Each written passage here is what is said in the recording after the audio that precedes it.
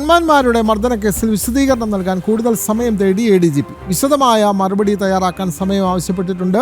DGPക്ക് ഇന്നലെ നൽകിയ മറുപടിയിലാണ് ADGP MR അജിത് കുമാറിന്റെ ഈ ആവശ്യം. കേസിൽ റിപ്പോർട്ട് നൽകുമ്പോൾ വയനാട്ടിലായിരുന്നുവെന്ന് ADGP പറയുന്നു. വിവരങ്ങളുമായി MS വീണ ചേരുന്നു. വീണ, ഈ സംഭവത്തിൽ ഈ ഗൺമാന്മാരെ മർദ്ദിച്ച വിഷയത്തിൽ കൂടുതൽ വിശദീകരണം നൽകാൻ കൂടുതൽ സമയം തേടുകയാണല്ലോ ADGP. കൂടുതൽ വിവരങ്ങൾ.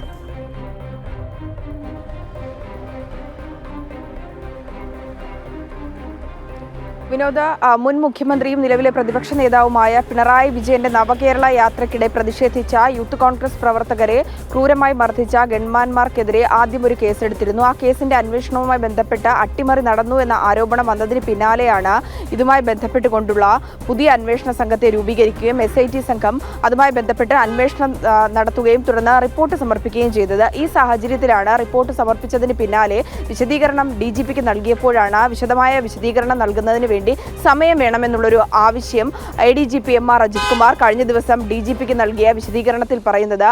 അതിൽ പ്രധാനമായും പറയുന്നത്, ഈ ആദ്യ കേസ് അന്വേഷിച്ച സമയത്തെ ഉദ്യോഗസ്ഥർ റിപ്പോർട്ട് സമർപ്പിക്കുമ്പോൾ താൻ വയനാട്ടിലായിരുന്നു. ഉദ്യോഗസ്ഥരെ താൻ നേരിട്ട് വിളിച്ച് ഓഫീസിലേക്ക് വരുത്തിയിട്ടില്ല. സ്വാഭാവികമായും ഉദ്യോഗസ്ഥർ ഓഫീസിലേക്ക് എത്തുമ്പോൾ അവരുമായി കൂടിക്കാഴ്ച നടത്തുന്ന ഒരു പതിവാണെന്ന് കൂടിയാണ് SITയുടെ കണ്ടെത്തലിനെതിരെ ADGP നൽകിയ വിശദീകരണത്തിൽ പറയുന്നത്. എന്തായാലും വിശദമായിട്ടുള്ളൊരു റിപ്പോർട്ട് നൽകുവാൻ സമയം വേണമെന്നാണ് ADGP ആവശ്യപ്പെട്ടിരിക്കുന്നത്. ആ ഒരു സാഹചര്യത്തിൽ DGP സമയം അനുവദിച്ചു എന്നാണ് മനസ്സിലാക്കാൻ സാധിക്കുന്നത്.